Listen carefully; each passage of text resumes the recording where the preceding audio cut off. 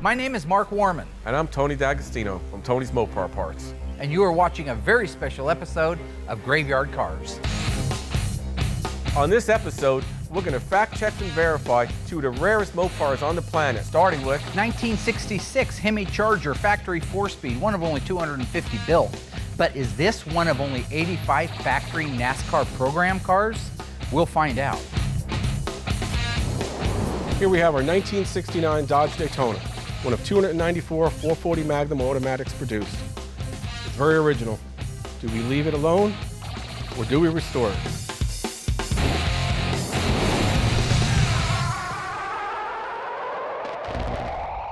My name is Mark Warman. I've been restoring Chrysler muscle cars to OE condition for the past 30 years professionally, but I've been in love with them my entire life.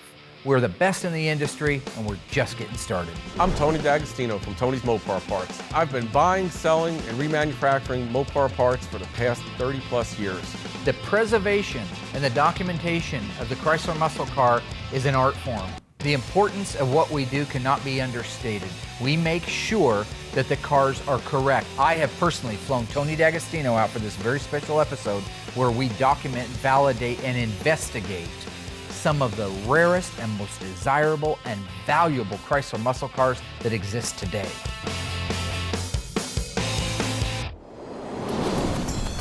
First car up is our 1966 Dodge Charger 426 Hemi 4-speed. We're going to try to find out if Dodge offered this car in the NASCAR package. It's undeniably a beautiful car. From the minute it showed up here, I thought, even though I'm not like this 66 Charger fan, that first generation isn't my cup of tea, where do you stand on them, truthfully? Like them, don't like them? They're okay. I'm not a love it, hate it. It's okay. It's a little of that Marlin-ish look, and it's exactly. Like, I think Dodge was just trying to find that spot, you know, with the fastback and everything, and obviously they perfected it in '68 because I don't think anybody's done better, but looking at the car and just basing it on a quick visual walk around, it's a clean car. Very. I've looked at it a couple of times just glancing, and I think that it's probably been repainted once, because I don't think, number one, it'd be even physically possible with a car being out in the elements to have that much No, I mean, look at the condition of the chrome, all the die casts. They were lacquer paint back in '66, so, or the early days of enamel. But this was garage capped. You could But see look at that. the stainless steel, look at the moldings. It's a very good, clean, original car. Before we start looking at any of these cars, the very first thing we always do is read the VIN. The vehicle identification number. On a Chrysler, it tells you everything. So we want to make sure that, number one, it's a real, live Hemi car. Right. Got to make sure it's in it. Now, you're not as good at the numbers as I am, but you go ahead and read that. I'll give it a shot. But you can see better than me. Okay. XP29H6. That is a 426 Hemi. Yep, and H is the engine designation in 66. Which I've never understood is such a perfect designation. They had it right the first year. Yeah, the very first year of the 426 Hemi. The street Hemi. The street Hemi. First year of the street Hemi, they used an H to designate. Did they do the same thing in the 64 race Hemis? It wasn't in the VIN. Oh, the VIN only told you it was a V8. Oh, that's right, it was pre. The VIN only told you it was a V8 or 6-cylinder. Calling the fifth digit of the VIN would be real easy. If you had to guess, if my daughter was out here asking her, what do you think the fifth digit is? She'd probably guess H, because that makes sense. Right. But they didn't. In '68, they changed it to J, and in '70, they changed it to R. Why? Mark, I got to get you there. 67, they changed it to J. 67? Yeah. Well, it doesn't matter. They changed it. That's the point. Well, okay, this is more of that negativity thing. It's facts, Mark. I can't argue. Anyway, it's a factory 4-speed car. Would you agree with that? That car, that interior is immaculate. I believe 100% that interior is 100% original. Look at the patina, look at the age, look at the carpet. It's original carpet. I just checked. By the mohair on the back of it? Yeah, the yellow mohair instead of the gray looking stuff. Yep, it's original. And that smells like an old Mopar. But look at the condition of the dash. Yeah, and that's a. This one's optioned with the factory rally gauge kit, which automatically tells you that it's a 426 Hemi. Not really. So. The rally gauges are standard on all Charger. Not the 150 mile an hour speedometer in the yes, jack. Yes. That's, well, see, okay. Why build two dashes? No, it was a special car. These were really going to have the turbine engines in them. It was a high-end car. It was a mid-year car too, and it has these quarter scoops, which later got a little bit reversed and went onto the doors of the cars. You know, that little style on the Charger. 68? And these got put on the 67 Dodge Cardinal quarter panels. Right. A lot of influence. It's funny to see things evolve. Exactly. The fastback top, they kept that in the 68. They just inset it a little bit. They tunneled it. Yeah, they tunneled Like the it. 66 and 7 Well, I GM prefer mid-size inset, cars. but if you want to go with tunneled, you can do that. You know, you say tomato, I say tomato. We know it's a nice car. We know it's a Hemi car. Really, I guess it's here because the owner wants to be able to take it across the auction, the big dollar auction, you know the one I'm talking about, and say this is a factory, one of 85 NASCAR program cars. Have you heard of it? NASCAR program car. No, the only NASCAR program cars I'm aware of are the Daytonas and Superbirds. I never say never, but You don't say never with I'm Mopars. not, but I don't have a lot of confidence in it. Okay. This right next This to us. spoiler, that's NASCAR only, right? That is definitely a NASCAR inspired Right, spoiler. that's definitely NASCAR inspired, and believe it or not, this was these came with a handful of these first generation Hemi Chargers only. It wasn't installed on the assembly line. It was installed at the dealership. It came with the car, but not installed on the assembly line. But it came in the trunk of the car. Yes, like it the came with headers the on the car. AAR Cudas and stuff. Right, like the D-Dar Cudas, the headers were with the car. See, I didn't know that. Again, you're a little sharper on this older stuff. This could have been just you a could Hemi say it car like that would have that. had it. Well, I did say it like that. All Hemi cars would have came with this at least in the trunk, or even optional in 66 and more mandatory in 67. Not all of them. It was limited. There weren't a lot of Hemi Chargers made, to start with. Right. And I think it came later on in the initial 66 offerings of the Hemi cars. 250 in case you're wondering with a 4-speed. Right. That's the kind of stuff that probably... The other things that struck me as total plausible NASCAR. Number one, I've got a book, pages from a book, excerpt, where this car, or one just like it, was featured and is branded as being a factory NASCAR. Right. Now, I'll just say that. I'll say that. The wheels definitely look like that NASCAR style wheel back in the day. It's got the oval holes on it, right? It's the extra wide. That looks right. Look under the hood. Don't hold your judgment back, because I know you're just waiting to shoot holes in it. Have you ever seen that? Stay tuned, there's more of this awesome Hemi Charger coming up. We'll also introduce you to our Charger Daytona and a couple of super rare Mopars that we will be featuring in future seasons of Graveyard Cars. First eyewitness accounts of this grisly development came from people who were understandably frightened. They're coming to get you, Barbara. Tony and I are scrutinizing this 1966 Hemi Charger to determine if it is a real one of only 85 factory NASCAR program cars. Look under the hood. Don't hold your judgment back, because I know you're just waiting to shoot holes in it. Have you ever seen that? No, I haven't. Haven't seen it or heard of it. It is very, it draws the air from the cowl. Right. Which is a low pressure where the NASCAR cars do.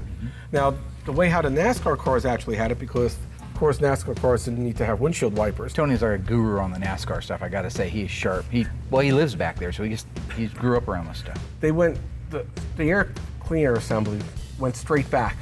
It was a big opening right there. Okay, because Rectangular they didn't opening. have wipers on NASCARs and stuff like that, right? And they drew directly from the cowl. Where this is, I guess you could say, if you want to believe it, on a street version, it would make the most sense to grab it from here, so that way you still could have the wiper. Yeah, functionally speaking, the theory is there. It may not be as, it's all the way out here waiting to get in, whereas if it was right in the middle, it'd probably be cooler. But I thought that definitely was inspired by the NASCAR type of mentality. The fuel line, I noticed, dumps out of the fuel pump and into this right-hand apron. Take a look at that. That must have been somebody that must have been a pyromaniac. Because it doesn't make much sense. It's in your hit corner, right? Yeah, having a fuel line in the open wheelhouse area. We'll raise it up in a minute and take a look, but yeah, it definitely goes out there, and I don't know if that's to avoid vapor locking. It must be, right? Why else would you go outside the apron instead of the inside? Because the way Chrysler did it, they put it down on the bottom of the rail. It was perfectly fine. But these guys used a rubber hose, which is going to absorb the heat more so than the metal one, right? A lot safer, if they're worried about vapor from the heat from the exhaust, would have been to run it along the top and then have it come back down again. Here's one that I was going to ask you. Look real close at that breather cap. I saw that when I was over there. That's, it's not a production street Hemi valve cover breather, but that would have just been a chrome dome, right? Black in 66, chrome 67. I know that because I make the valve cover breathers new. That's typical of what was used on a lot of the race Hemis, which of course a race Hemi NASCAR version was in the NASCAR cars. I've seen that valve cover breather commonly used on those applications. So that's following suit. So it's an original NASCAR. With the theme. That's the bottom line. That right there is your smoking gun. Well, I think that'll probably fit on a 6-cylinder Valiant. Would that make that a NASCAR car? Well, no. See, this is where I recognize your sarcasm, okay? You're just saying because you can do that, you can put it on another car, all right? Correct. It's great. That's great, Johnny Cochran. You're the man, okay? But let me pose this one to you. Inspector Clouseau, whoever put it on there didn't just randomly get it at the local Pep Boys, right? He knew it belonged on there. Right. How many guys would have known what NASCAR would have put on their cars? Did Buddy Baker put that on there? It was very easy to see what was on the cars back then. Okay. They weren't looking for a 50-year-old vehicle to reference. They were looking at brand new vehicles to reference, even if it was a brand new NASCAR race car. With the Mr. Norms decal, didn't he keep track of those? So maybe there's paperwork to support something here too. If it was possible, sure. All right, can we raise it up on the rack? I'd like to take a look real quick, make sure the torque boxes are in place, and just see if there's anything else that supports my idea that this is a one of 85 NASCAR program cars. Okay, let's check.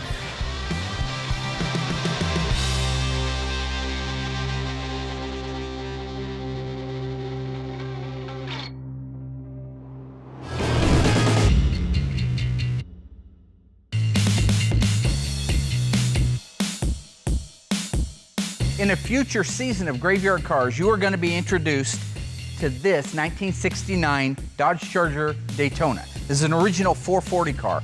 This car has more originality than any wing car I've ever worked on, looked at, seen, or read about. This is truly a time capsule. You got to keep in mind that they made 294 440 automatic Dodge Charger Daytonas. How many of them are still wearing their original paint? Whether it's checked or not checked, weathered or not weathered, how many are wearing their original paint? How many of them have the original paint on the spoilers? How many of them can you walk up to and say, this is mass manufacturing at its best, and look at a decal where the decal is supposed to line up with this decal, and they're literally 3/8 of an inch apart, and yet you cannot bring this deck lid forward to match and make those lines line up. That's mass production. That's what they were doing back in the 60s. People today say they were perfect. They weren't perfect. They weren't even close to perfect. I opened up the glove box. One of the coolest things I've ever seen in my entire life in one of these cars. This is an original bottle of V2 Hemi Orange touch-up paint. Invaluable. But when you take a look at the overall condition of this car, you realize that this is truly a time capsule. The driver's seat, while it is worn out and threadbare, so I had to have some black duct tape on it, it's just like this one. It's all there. It's all complete. The original headrest, which did come on all Daytonas because headrests were introduced mid-year 1969, and this was built late in 69, so it should have headrests on it. So look forward to seeing this car in future seasons of Graveyard Cars. The coolest thing about this car, besides having original paint on it, besides having the second day tires, besides the fact that the car is so original with 43,000 miles, here's something you don't see at Graveyard Cars.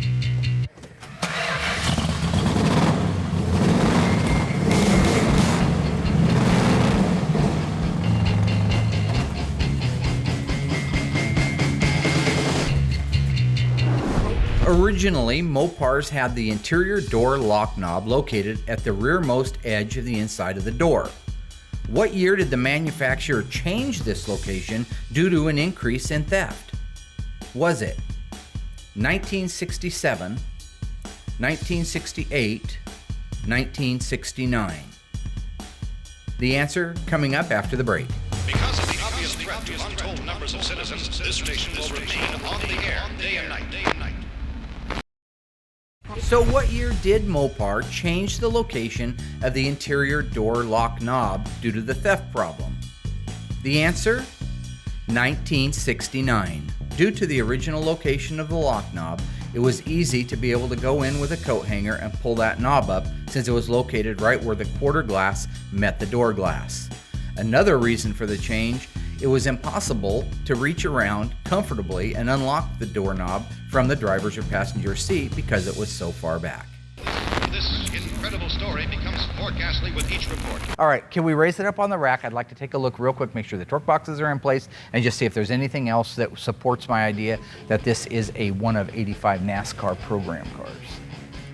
Okay, let's check.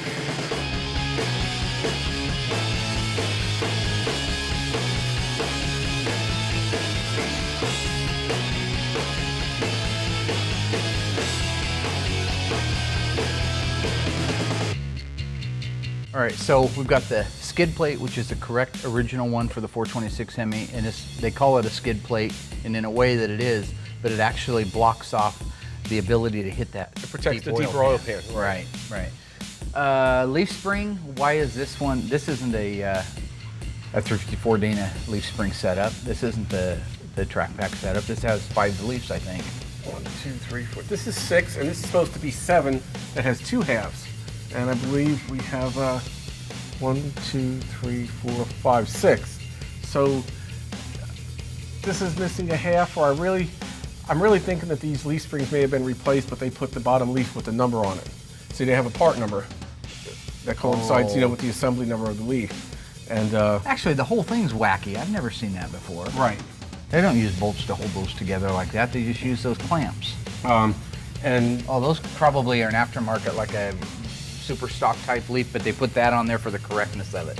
I make the lower leaf springs for the B bodies and the E bodies with the heavy duty springs. With the stamp in it, but not the rest of the number. leaves, No, just the lower leaf, so that way you could buy a new Smart. aftermarket leaf. And I'm also doing them for the AAR and TA Challengers with that number. But I don't see anything that jumps out at me that looks like, with all those provisions under Nothing the hood, underneath. right? It was just- Everything under here is more Mickey Mousey.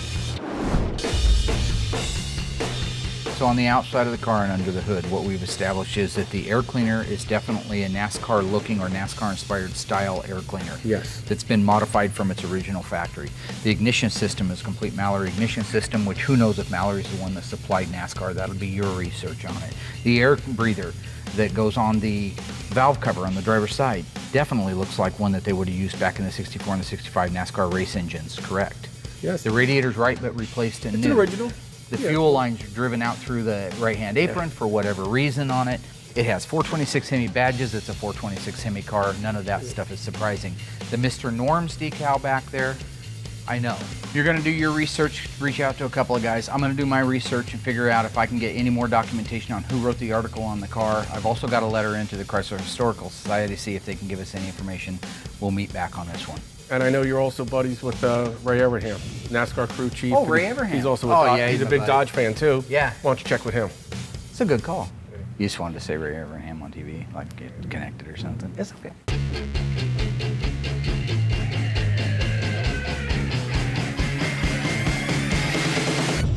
It has been established that the unburied dead are coming back to life. This incredible story becomes more ghastly with each report. In a future season of Graveyard Cars, you will be introduced to this extremely cool, unique, and mostly original 1970 Plymouth AAR Cuda. Now, I'll tell you what makes this car cooler than most of them. This was owned by the one original owner most of its life up until about 2 years ago. The car actually started life Ivy Green, EF8 Ivy Green, which is the same color Kimberly Cook's little 70 Barracuda convertible was. Now, he didn't like that color because it was a 70, so he wanted to paint it the EW1 Alpine White, which is what you see on here today. And the way he did it was, like we would have in the old days, he masked off the stripes, painted it white, and then pulled the masking tape off. Keep in mind, in 1970, the AAR Cuda, they made 2,724 of these cars.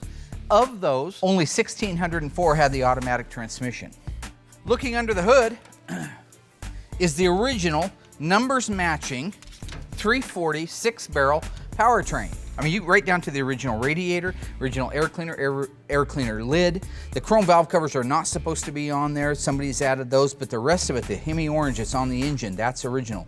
Original alternator. I will bet you money that's the date-coded alternator. The original pulleys, original horns, battery tray, power brake booster, master cylinder, 3-speed wipers, which is mandatory on all cold air induction cars on Chrysler, with or without the rally dash.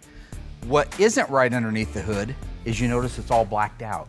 I think that the reason you see that it's black underneath the hood is for the fact that it would have been too difficult to have painted it white like the outside of the car. And remember, all engine compartments on Mopars in these years were painted body color. So they just opted to go with the black, the matte black, to go with the tops of the fenders, the core support, and the hood. That's my guess. But what happened, what tragedy happened, that I am going to be able to correct is that the original fender tag is missing.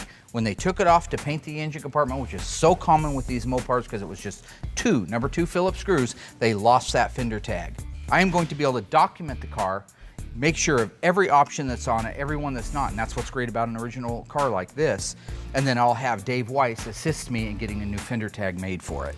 Some of the things that made the AAR really cool, this is a fiberglass hood. This is cold air, comes in through this opening in the hood, and that goes down through the plenum here, offering the 3 two-barrel carburetors that are still intact to have cool air from the outside in. The AAR strobe stripes, they start out wide, they start getting tighter and tighter and tighter and tighter until you finally get down to the Bushindo, which is the Cuda and the famous AAR USA flag. Bottom line is you're not gonna wanna miss any of the future episodes, any of the future seasons of Graveyard Cars. This is what our whole lot is full of. The rarest, most unique, best stories, best muscle cars the era had to offer. Graveyard Cars every single day puts history into reverse. This station will remain on the air day and night. They're coming to get you, Barbara.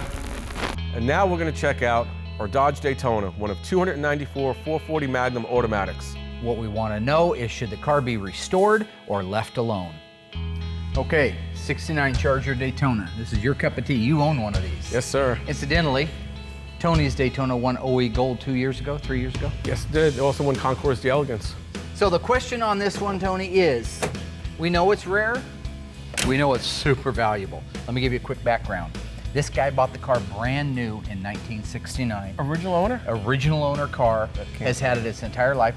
Dated his wife in this car because he bought it when he was in high school. They've been married 46 years, I think she said. This was a gift to him to have it sent out and have it restored. Oh, wow. Oh, that's cool. But I know that you're a negative person, and I know that by nature you like to find things wrong with everything when people are trying to have joy. And so I just want to make sure that I have I'm realistic, not negative. Wow. The question is, it's not a perfect mint condition Survivor #1 car, but how many are out there? How many, especially wing cars, are? Yeah. So now, I think that it should be restored to OEM, correct, original, right down to every nut bolt, just like we do.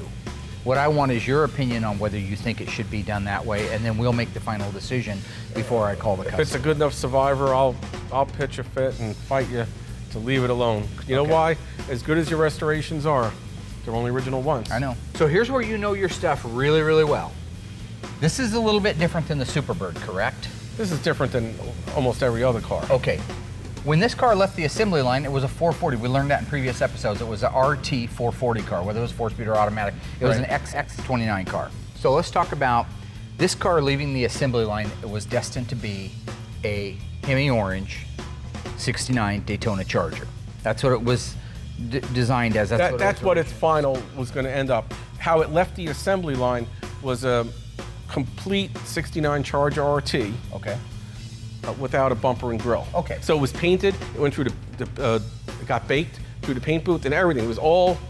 So this is what I want to know then. When it went over to Creative Industries and it had the 70 Charger fenders put on it. Modified 70 Charger. Modified 70 Charger fenders and the 70 Charger hood. Right. And the fast top filled in back here with the plug. Yeah. And the shortened up deck lid. Mm-hmm. How much of the original factory paint should be left on this car? Okay. The most that could be left, because think about it. The fenders, hood, and nose are painted. You did the whole thing. There's nowhere to stop on the roof once you do this, so you're painting the whole roof. They're painting the roof, they're painting the whole You trunk, have to do the deck lid. the whole it's got Dutchman shortened area. up. So the Which most is the quarter panels too, because there's nowhere to stop unless they did a reverse. They did the most you could have original paint on a Daytona is the door and the side of the quarter panel. My understanding from somebody pretty knowledgeable on this stuff was that the doors were the only things that were original paint. Is that possible? Oh yeah, but they've also, it was all over the board. There were 503 cars. It depends how the color came out, how it matched. Maybe it was quicker to set up the door and just gun it. You Then you try to match it between sometimes two the whole panels. car was painted. Right. But you could see there's a picture of there's an old photograph of a number of cars on a car hole, all wing cars, Yep. getting dropped off after they were converted. And you could see the difference in sheen because the paintwork that was done was not done in a booth. No, it was done out in the middle of the assembly shop, and it was done in lacquer. It was hand, and by hand, not in a nice, climate control $1 million right, baked setup. on. Yep. So it was like a couple guys in the backyard almost. I just thought of another panel that wouldn't have needed to be touched, right? That's true. The cowl panel. And see, we got peeling paint down in there. Right. So is that factory peeling paint? That's doubtful, right? I've never seen factory paint peel like that. But remember, this isn't typical factory paint. This is spray. Hand-shot lacquer. So it could be that this got sprayed and that's what's peeling back, but what's underneath it? It should be the orange paint underneath it. Right. If cars are left orange. Right. So my thought is that probably has all been repainted at some time. But look at the difference between the sheen of the cowl on the door and the nose itself. Yeah. This will buff out, that's not the point, but it's just that door looks like it's in good shape, but so does the quarter and so does the roof. Right, I know. So maybe the car got popped at some point in its life too. I mean, I don't know how far they went, but they would. I see paint on that fender that's hideous. Right, and the Pentastar wouldn't have had paint because that would have been a new fender installed afterwards. Right. Coming up, Tony and I continue the examination of this ultra-rare Dodge Charger Daytona, and I will introduce you to another car coming soon to the GYC family. True or false? The right and left-hand fender scoops on a Plymouth Superbird were actually shaped differently. The answer coming up after the break. This incredible story becomes more ghastly with each report.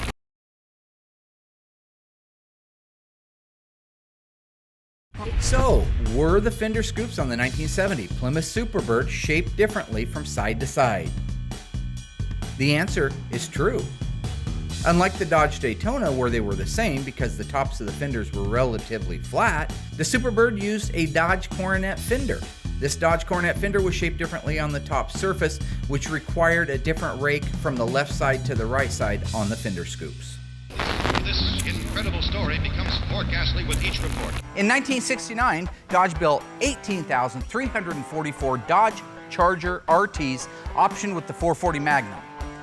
Of that number, only 3,605 had the factory 4-speed in it.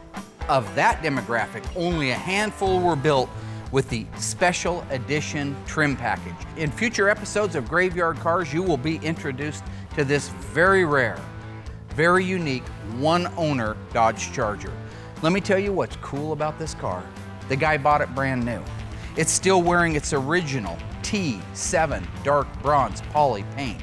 The engine is the original, numbers matching 375 horsepower, 440 Magnum. When you look under the hood, not only do you see the numbers matching original 440 Magnum, you see everything of the era that is correct. Yes, the upper radiator hose and the heater hoses have been replaced, but it has the original carburetor with the original tag on it, which is unique for a 440 and a 4-speed. An automatic would have had a different part number on it.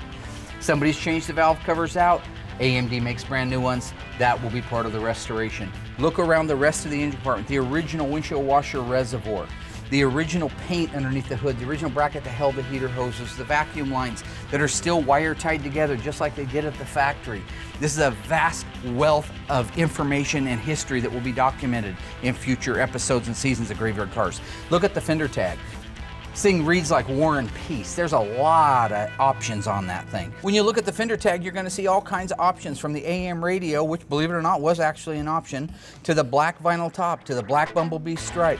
This car is optioned with the A47 right there, SE package. That comes with a ton of options, including leather interior. The bottom line is you're not going to want to miss a minute of the next 10 years of Graveyard Cars, the next 20 seasons of Graveyard Cars, because this is just the tip of the iceberg of what we're building. We've got years of cars to restore. This is one of them. If you love Dodge, if you love real muscle, you're not going to want to miss a minute of Graveyard Cars.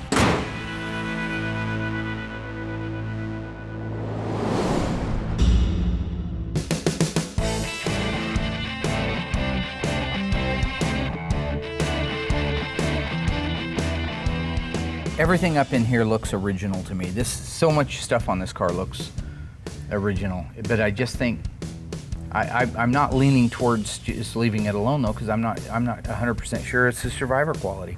I know we gotta look at it a little bit more.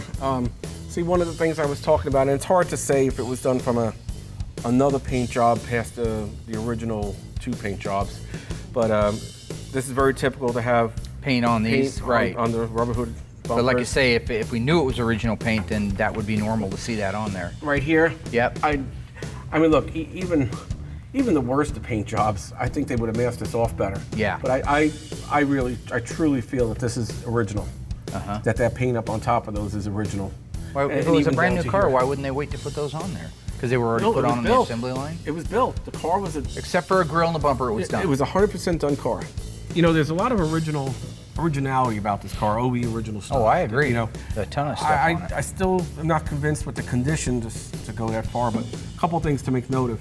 This is an original battery cable. Okay. Typical of the assembly line. This is your thing, because I can't ever tell the difference between the reproductions. Oh, it's very common that the colors of the sheathing on the cables on the positive will be different. There'll be a different shade From of red. the factory, right? An OE piece. And the one telltale way how to confirm there are some high quality reproduction cables out there today. Yeah. But the real ones have a little spine on them. Oh, a spine on that secondary wire? No, both of them. You got to look for them and you got to clean the wires up. But that's how to tell with a little spine. I feel it. A seam. Okay. How about that? Wait. I did not know that. Another thing that's 69 440 high performance, which is different than 68 or 70, the dipstick handle is black. Oh, I thought somebody did that. It's supposed to be orange, I thought. In 70. In 70. Yeah. It's black in 69. 69 is black. Didn't know And in that. 69, the dipstick tube was next between the exhaust manifold and the valve cover, where on 70 it was on the outside. Sweeps out, right. But we could tell this is a 70 exhaust manifold.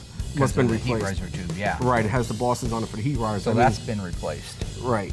And they added electronic ignition. They added some creature features to it. There's your NASCAR air breather. That's smaller diameter. I know. It's similar. Just kidding. If you look at the broadcast sheet, I guarantee those are on the broadcast sheet. You guarantee it? I guarantee Or you just it. guessing? No, I guarantee it. I don't Guarantee have to it. guess. Oh yeah, look how long they've been on there. Yeah. Look at the condition of the dash pad. When was the last time you saw a dash pad like that? Right. Look at the instrumentation on it. I mean, yeah, it's not perfect, but it wasn't perfect in the factory. Yeah, and those lower pads always get to be all You know, I screwy. have a saying I like to use. They're only original once. So while you want to go bat dung and just berserk and start painting the Is car, that a saying you use? it's a saying I've heard somewhere before. Okay. Question is, with all the things that we've seen, do I do my magic on the car, buff it, snuff it, touch it up, replace, touch, dab, and try to preserve as much of the original integrity, or is it dilapidated enough and not worth enough in its original state that we do a full-blown restoration? So you go do your homework, I'll go do mine, and we'll reconvene. Sounds good. Now that we've done a visual inspection of both vehicles, we're going to take a break, go do our own research individually, and we will be back with a final conclusion on both cars. First eyewitness accounts of this grisly development came from people who were understandably frightened. Unburied dead are coming back to life. On our 1969 Dodge Charger Daytona, the question was, does the car get restored completely back to the way it was the day it left the assembly line because of its condition now? The second assembly line. Or, see, that's why you don't try to bogart the mic. Or does it get a little fluff, a little buff, some touch up, fix some things that are worn out, fix some things that are incorrect on the car, and maybe live with it as a survivor? Right. Now, this is a 1969 Charger Daytona 440 automatic. What two engine options did they have in the Daytona? Well, it was only one option. The standard engine was the 440 Magnum, 375 horse, and the only optional engine was the 426 Hemi, Which they made 425. 70 of. 70 Hemis, yeah. Yeah. How many 4-speeds? They made 22 4-speeds out of the 70. Let's say that if we decide that car is a survivor car, and we're going to touch up the nose cone on it, and we'll go through all those details, but that we could leave the car pretty darned original as it is now with some corrections, but mostly original. Would you expect to see the right buyer pay even more than the restored model Yes, for it'd it? have to be the right buyer. It's almost like an acquired taste, but those people appreciate the Survivor and we pay a premium for that. There's the hook right there. You're going to spend a ton of money restoring the car, and it may not be worth as much if you just did some minor details and repairs, if it's a candidate for that, with the right owner. So Tony and I actually started out on opposite sides of the net in this particular case. I'm a restorer. And I want to leave stuff all original. A Survivor is a car, it doesn't just mean that it's survived the past 45 years and hasn't hit the junkyard. It means that it's a car that's in very good condition. It does not need a restoration. It's functional. It appears from 20 feet away or 10 feet away that the car is in excellent condition. It might have a little scratch or a little wear and tear, but it's been very well maintained, and it doesn't need a restoration, and it's very good appearing as it is. What I do is I bring the cars back. So I take the cars like that, completely disassemble it. I document everything so that I can emulate the original way it was put together. But I take these cars out, strip them right down to the bare bones, as you've seen. They get dipped, stripped. Every panel that needs replaced gets replaced.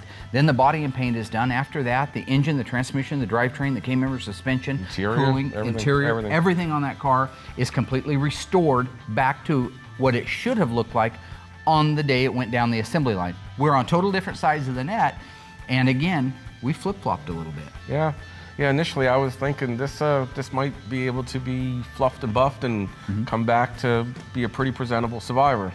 And I know initially you went into it, yep, ring up the register, we got another restoration here, guys. It's not all about cash, but... And, well, you wanted to do your magic. I want to do my magic, yeah. And once we started looking at it more, while it is a very original car and it hasn't been modified, much to speak of, I just don't feel the quality level of what's there is good enough to be coined as a Survivor. I don't feel the paint quality is good enough. The carpet's been changed. Not that that's the end of the world. The steering wheel's cracked. The driver's seat is worn out. But I still just don't think that its quality level is good enough to be left alone.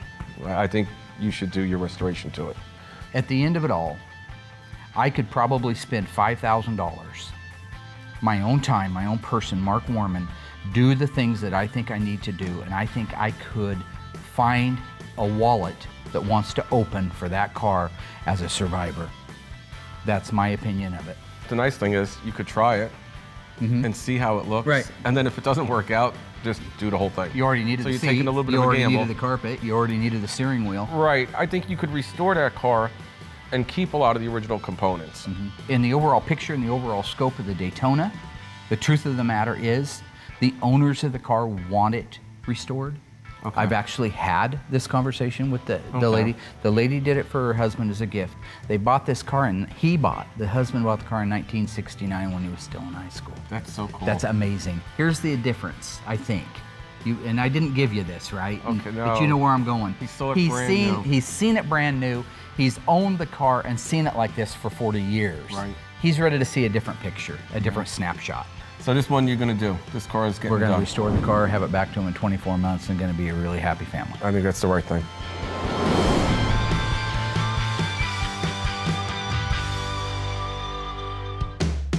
So we got our 1966 Hemi Charger, 4-speed. One of 468, 426 Hemis, one of 254 speeds made. Okay. Definitely an original Hemi car, no doubt. It's already rare. Right, it's already rare. It's what it is. VIN number checks, body numbers, all the body identification is all there. It's the real deal. The question is it one of the alleged 85 NASCAR street version Dodge dealer offered package car, something along those lines that It's been represented, potentially represented as? Yes. I bounced this off a couple of wing car gurus, and the only thing they came back to me with was this same car. Because this car has been in a couple publications. Yes, it has. I have copies of those. Right, and that's the only time that this could be documented. As far as, and what we're talking about, just to go back to it, was this car has that old Cal induction Hemi air cleaner type deal that draws the air from the low pressure. It's got the slots, the white body color slots on it. Very similar to a NASCAR wheel. Well, I did a little research of my own with certain people like Mr. Ray Evernham, a friend of mine. So I got him on my phone. I can just text him. Name dropper. No, I'm just pointing out a fact. But go on. Plead the rest of your case. Tell me what you think of that car, and you tell me what your final opinion on that car is. I think I know where you're going. It's not an opinion, it's what I know. Okay. And what I know, that is just a really nice 66 Hemi Charger that somebody wanted to make it have the appearance of a NASCAR car. And they added those wheels and they added that air cleaner, which does have ductwork going to the cowl. I'm not going to say that that wasn't some kind of air cleaner that may have been available in the aftermarket, but it wasn't anything that was offered through Dodge or any kind of Dodge dealer program. Okay. Give me an example of documentation. Paperwork from the dealer. A book. No. No, not a book. No, not a book. Not a book. Not a written, published book. No, because there are many inaccuracies in many books, and those and the book that you're referring to, that I believe you're referring to, the Charger book, right, is a not too old book. Okay, it wasn't made back in the day. It was something that was all of a sudden discovered. You need to have dealership paperwork, a notification from Dodge to the dealerships offering this package, like I have for the Daytonas. Sure. Like there was issued for the A12 cars. My point is, I don't think that we get the option of picking and choosing what validates the nomenclature that supports a Carz. But somebody hand transcribed the VIN numbers. I've got a car here right now, a 1970 Plymouth Superbird, 444 speed car, lime green, right? Which is an FJ5 car, D21, E86 car. Okay, that car is not in, technically, is not in the registry of the 1,920 cars that were built. It is not in there. There is a VIN number in that registry that is almost exactly like it, but it's missing a character. Instead of the full 11 characters, it's because, missing like you a said, character. these were handwritten. Handwritten. So they are subject to human error. Right. Okay. But there is a list and there is documentation that the Plymouth did offer to Superbird, and here's the VIN list that had to be submitted to NASCAR for approval. Correct. There's evidence that Chrysler liked NASCAR and was involved in NASCAR. They built a Superbird, they built a Daytona Charger, they built a 1969 early version of the XX29 Charger 500. So in addition to that, who's to say just a couple of years earlier they didn't put out some kind of a package like that? Things that are known are known. Things that aren't known, you really need backup proof on. No. As much as I want to believe it, I love oddball rare stuff. That's cool. Right. But prove it. So when I look at the evidence in total, when I look at the air cleaner, when I look at the aftermarket Mallory pieces, when I look at the fender well exit fuel system that obviously was engineered and designed for the car, when you're talking about a car that Engineered? Engineered? By who? My turn or not? Anybody can rain on somebody's parade. It takes a handful of guys in the world to be able to have the fortitude, the knowledge, and the optimism to be able to see. I think the word's gullibility. Cloud has a silver lining, all right? So my opinion, the car left Chrysler as a factory NASCAR program car. I will find out. Granted, the jury's still out. There's no absolute 100%. There's no 2,000%. But when there is, you'll be the 5%. There's no percent. Okay, your eyes just keep getting bigger, so I don't know what that is. Is that It's my Nancy East Coast Pelosi thing? look. Well, it's insane. My point is, I think the car's real. No way. It's like you say. No way. No way. No way. I'm not a betting guy, but I bet. And let me just leave you with this thought. My Superbird, original car, unrestored. What if I put an air cleaner like that on it, and I put wheels like that on, color key to my car? It's an old original car, it's an old original deal there. This is it. This was one of the special NASCAR Superbirds. And then get a publisher to publish a world-renowned book about it. It's just a picture book. Well, maybe it has pop-ups too. Right. Don't miss the next 3 episodes of Graveyard Cars. We will walk you through the complete restoration of our 1970 Dodge Challenger Plum Crazy 6-pack car, as well as our FK5 Burn Orange 1970 Hemi Charger. 4-speed. Yeah, it's just not important.